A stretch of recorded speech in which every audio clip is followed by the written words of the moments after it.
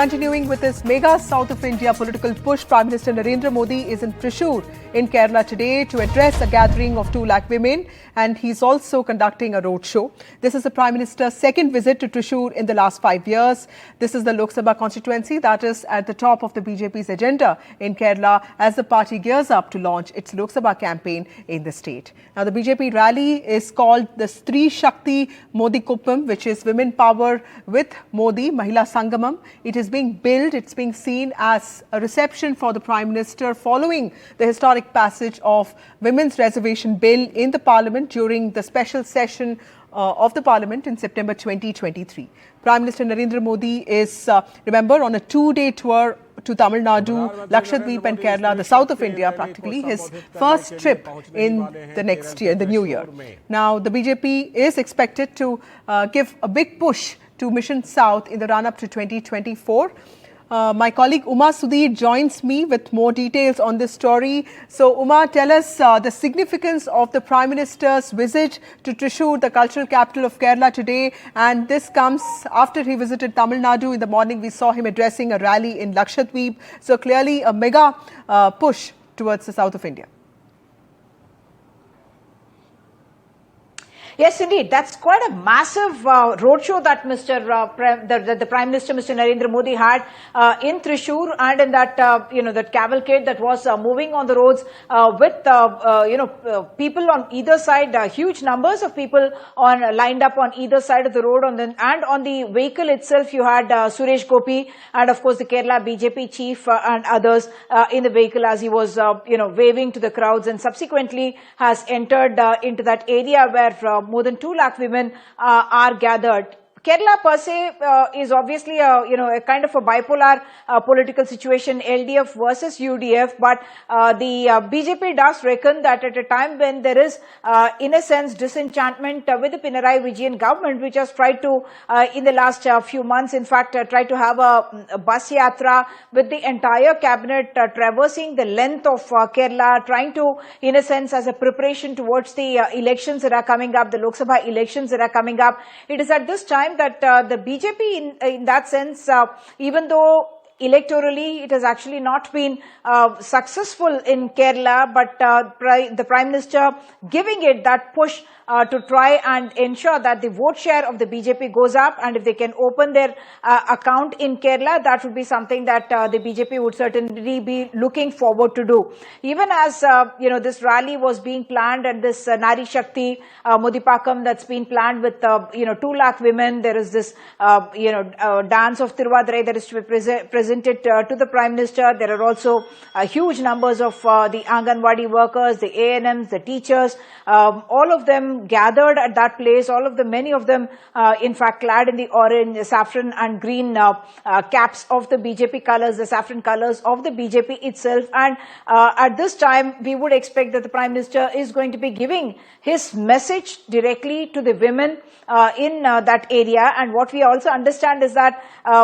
in that area where the Prime Minister is going to be addressing, in fact, there are hardly any men there. There are 2 lakh women who have gathered in that area. And Thrissur, as you mentioned, not just the cultural capital, but this is a place where the most important temples of Kerala are there, including the Guruvayur temple, and this comes in a month, the same month, hardly about a few weeks left for the Ram Janmabhoomi, the Ram Shilanyas, the consecration of the idols at the Ayodhya temple. So, in this entire yatra of the Prime Minister to the south of the country, the Prime Minister has not just spoken about the economic push that he is giving, the development, the infrastructure, physical infrastructure, and he also spoke about social infrastructure in the country, especially in the southern part of the country. 20,000 crore rupees worth of projects in Tamil Nadu, almost 1,400 crore rupees of projects in Lakshadweep, and now in Kerala, the Prime Minister holding that massive roadshow.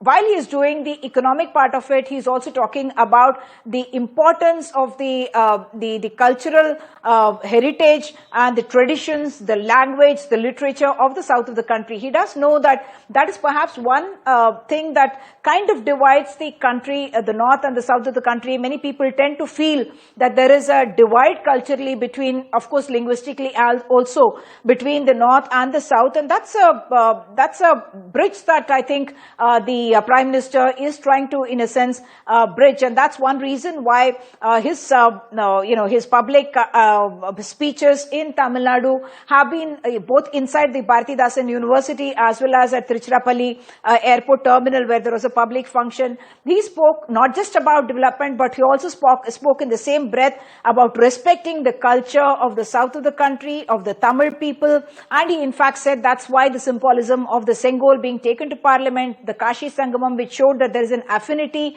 even in this diversity between the south and the north of the country, and that India is very proud of the heritage that the south of the country also represents. So while we can look at this as almost like the first push towards the Lok Sabha campaign, in a sense, kicking off in the south of the country with this massive show that the Prime Minister has had in Kerala. Just a day before this, in fact, posters had come up in Kerala, in Thrissur area, suggesting that Suresh Gopi may even be the Lok Sabha candidate from there. And on the dais with the Prime Minister is also actress Shobhana, and you're also seeing PT Usha there on the dais with the Prime Minister.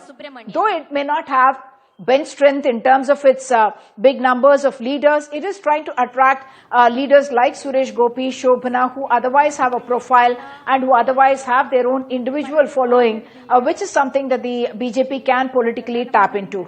Right.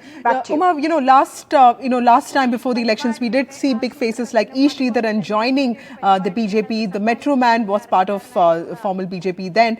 So clearly, if you see the visuals, you see PT Usha, you see Suresh Gopi, Shobhana. What does this mean? Big faces giving credence to the BJP. Of course, the BJP is no longer unacceptable in the south of India, because you see that its footprint is rising. But the optics of today's event, with the women all over the place, and this is a huge gathering of women, 2 lakh women. So clearly that significance is something that is unmissable, isn't it?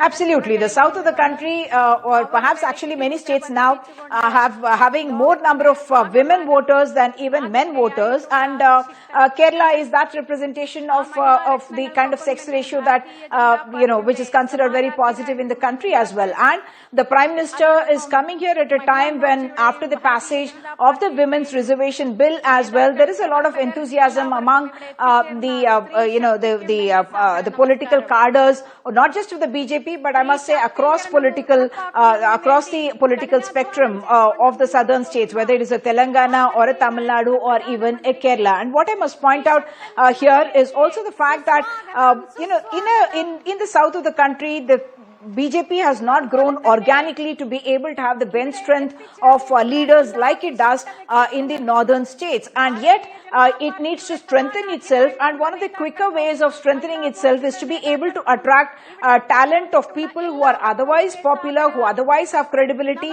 and who otherwise have a big following. And that's what the BJP has done. Every time we have seen leaders like Mr. Amit Shah or Mr. Narendra Modi come down to the south, or they meet with the leaders from whether the field of films or the field of sports, and they've also chosen such icons who are represent the culture and the tradition and the south itself to become members of the Rajya Sabha, like the example of PT Usha, like the example of the producer directors from Andhra Pradesh as well. They have been nominated to the Rajya Sabha, and the BJP is saying that we have space for people or like you who have the intellectual, creative personalities and following in the south of the country, and that's one way to build its strength and its following in the south of the country as well. Back to you. Right, Uma. So the Prime Minister has reached Thrissur now, and in a short while from now, he's going to address a rally of 2 lakh women. Thank you, Uma, for joining us with those details. Earlier today in Lakshadweep, Prime Minister Narendra Modi accused past governments of neglecting development of border areas, islands and coastal regions. Let's listen to what he had to say. आजादी के बाद दशकों तक केंद्र में जो सरकारें रही उनकी प्राथमिकता सिर्फ अपने राजनीतिक दल का विकास था। जो दूर सुदूर के राज्य हैं, जो बॉर्डर पर है या जो समंदर के बीच में है, उनकी तरफ ध्यान नहीं दिया जाता। बीते 10 वर्षों में हमारी सरकार ने जो बॉर्डर के इलाके हैं, जो समंदर के आखिरी छोर के इलाके हैं, वहां हमने उन्हें अपनी प्राथमिकता बनाया है। भारत के हर क्षेत्र, हर नागरिक का जीवन आसान बनाना, उसे सुविधा से जोड़ना ही केंद्र सरकार की प्राथमिकता है। आज यहां लगभग 1200 करोड़ रुपए के प्रोजेक्ट्स का शिलान्यास और लोकार्पण हुआ है। ये इंटरनेट, बिजली, पानी, स्वास्थ्य और बच्चों की देखभाल से जुड़े प्रोजेक्ट हैं।